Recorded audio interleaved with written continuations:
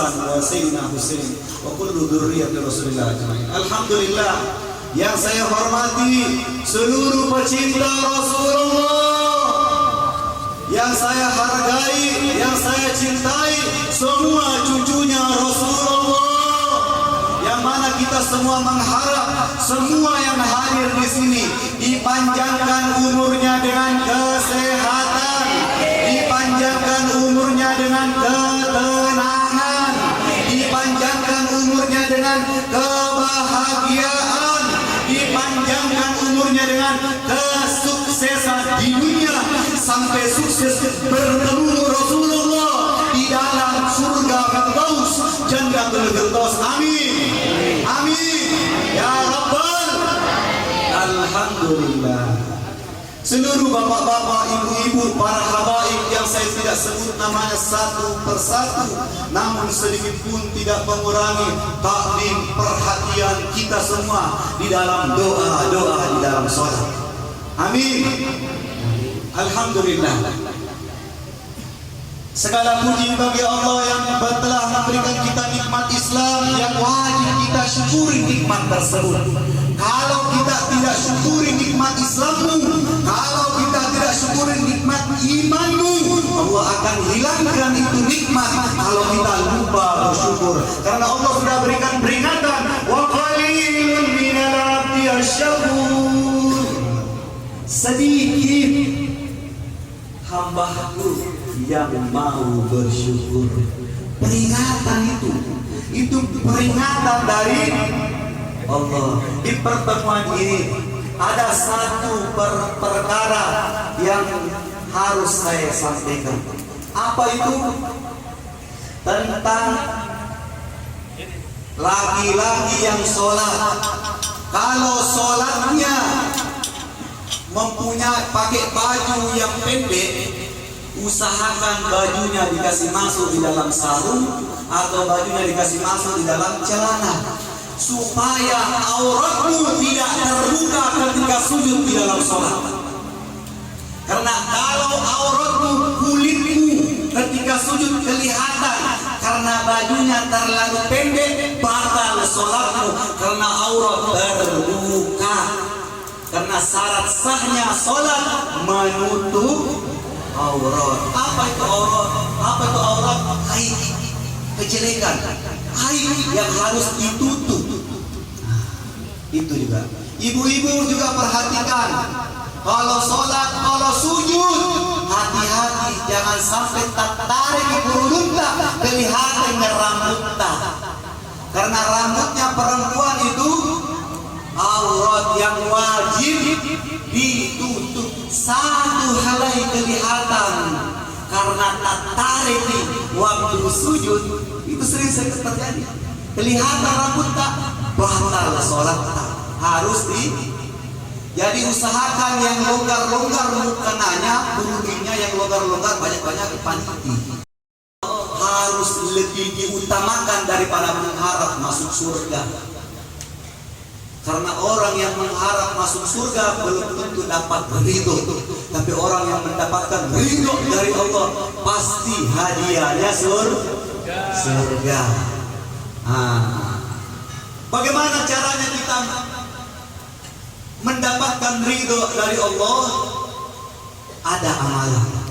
Amalan resep langsung dari Rasulullah. Apa itu? Ini yang saya bawa. Ibu, kecilikan dia. Kayu apa ini? Kayu siwak. Ini kayu siwak yang sangat dianjurkan Rasulullah. Siapapun yang istiqomah menggunakan kayu siwak, maka ridho kepadanya. Kalau Allah sudah ridho, semua doamu yang sering terlintas di hatimu dikabulkan oleh Allah. Semuanya dikabulkan. Engkau mendapatkan ridho dari Allah. Kayu siwak ini sunnah Rasulullah. Dari segi pahala luar biasa besarnya pahalanya. dari segi kesehatan luar biasa besarnya manfaat dari kesehatan yang didapatkan.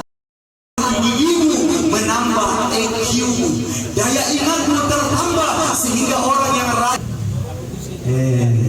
dari segi kesehatan membuat otak cerdas. Karena setelah diteliti, ketika ini siwak kita pakai di gigi, waktu gigi bergetar karena siwak, itu urat-urat yang menyambung ke otak, membuat getaran itu membuat otak menjadi cerdas, EQ-nya bertambah.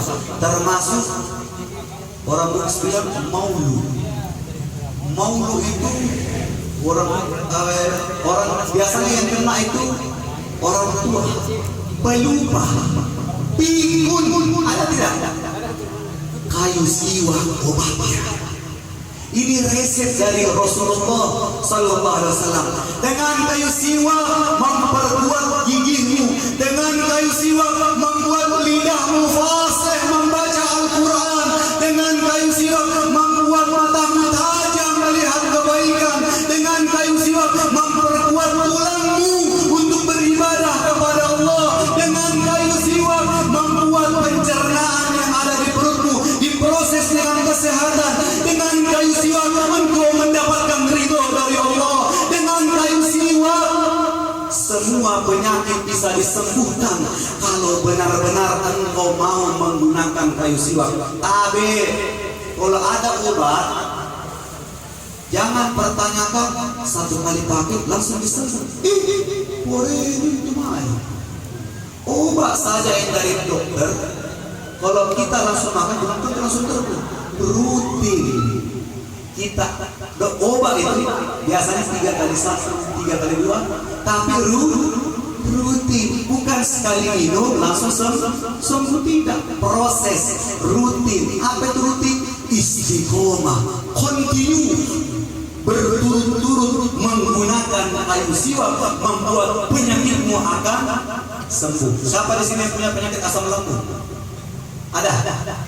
Asam lambung ada? Nah, kayu siwak obat.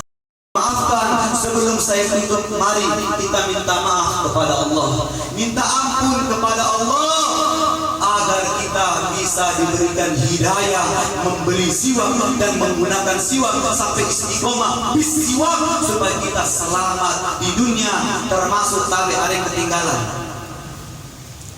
berhasil mengucapkan kalimat syahadat ketika sakaratul maut. Apa amalannya? Kayu siwak. Makanya orang yang ketika sakaratul maut disunnahkan digosok giginya pakai kayu siwak supaya gampang yang mengucapkan kalimat syahadat.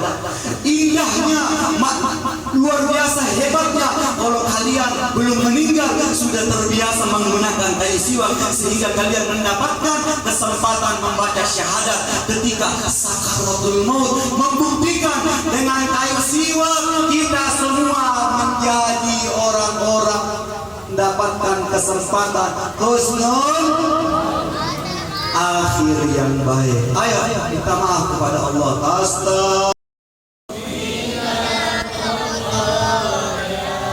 Astaghfirullah.